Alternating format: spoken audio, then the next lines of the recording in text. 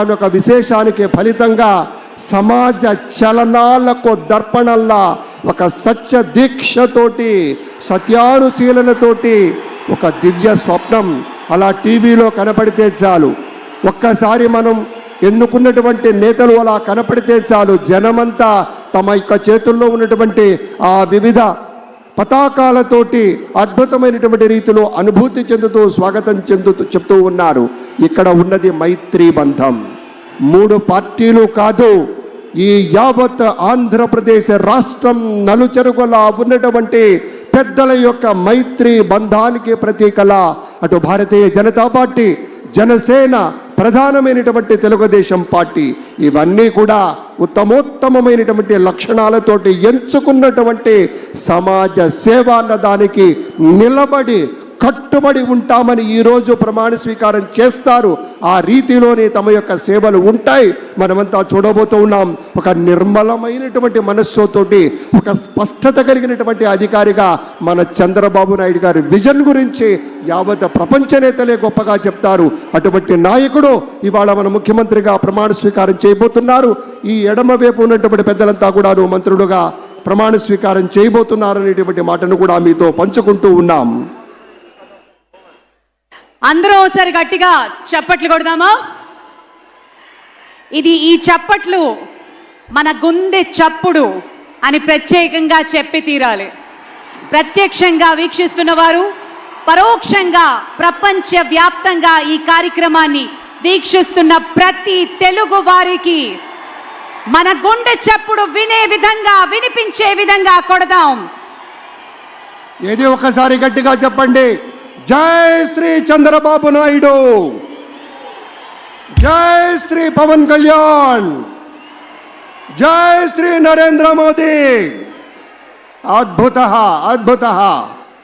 ప్రజలు పెట్టుకున్న విశ్వాసాన్ని నిలబెట్టుకుంటూ శ్రీ నారా చంద్రబాబు నాయుడు గారు వేసే అడుగులు ఈసారి మరింత బలంగా ఉండబోతున్నాయి.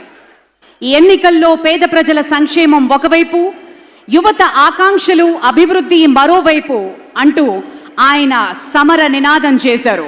అందుకే చంద్రబాబు నాయుడు గారి సారథ్యంలో కూటమి ప్రజలు ఇంతటి గొప్ప మ్యాండేట్కి ఇచ్చారు. ఏపీకి మరోసారి ముఖ్యమంత్రిగా పగ్గాలు చేపడుతున్న చంద్రబాబు నాయుడు గారికి ప్రజలందరూ కలిసి సుస్వాగతం పలకడానికి 1000 కళ్ళతో, 1,00,000 కళ్ళతో, 1,00,00,000 కళ్ళతో ఎదురు చూస్తున్న శుభతరుణం. బాబు గారు వస్తున్నారు. అమరావతి పిలుస్తోంది. కంపెనీలు క్యూ కడుతున్నాయి. ఉద్యోగాలు తరలి వస్తున్నాయి. అభివృద్ధి పరుగులు పెడుతోంది.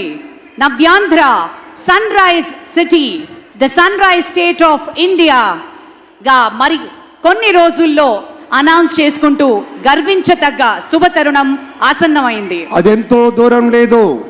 ఉత్తమ ఆర్థిక విధానాలతో ఉత్తమ పాలన అందించడమే ఉత్తమమైనటువంటి రాజకీయం అని నమ్మినటువంటి మొదటి భారతీయ నాయకుడు మన చంద్రబాబు నాయుడు గారు. మీకు గుర్తుండే ఉంటుంది, ఉమ్మడి ఆంధ్రప్రదేశ్ ముఖ్యమంత్రిగా పనిచేస్తున్న కాలంలో 1998లో అమెరికాలోని ఇలినాయిస్ వెళ్ళినప్పుడు అక్కడి గవర్నర్ జి మెడ్గార్ మన చంద్రబాబు గారి గౌరవార్థం ప్రతి ఏటా సెప్టెంబర్ 24వ తేదీని నాయుడు డేగా ప్రకటించారంటే ఆయన విజన్ ఏంటో అర్థం చేసుకోవచ్చు.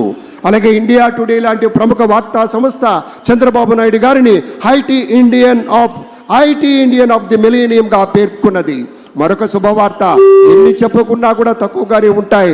ఎకనామిక్ టైమ్స్ వార్తా సంస్థ బిజినెస్ పర్సన్ ఆఫ్ ది ఇయర్గా చెప్పింది. టైమ్ ఆసియా సంస్థ south Asian of the year అంది. అమెరికాకు చెందిన వెరాకిల్ కార్పొరేషన్ ప్రచురించే మాసపత్రిక ప్రొఫెట్లో చంద్రబాబును హిడెన్ 7 వర్కింగ్ వండర్స్లో ఒకరుగా చెప్పింది. ప్రపంచ పటంలో తెలుగు నేలకు ఒక గుర్తింపు వచ్చింది అంటే ఆంధ్రప్రదేశ్ రాష్ట్ర ముఖ్యమంత్రిగా ఉన్నటువంటి శ్రీ చంద్రబాబు నాయుడు గారి యొక్క నేతృత్వంలోనే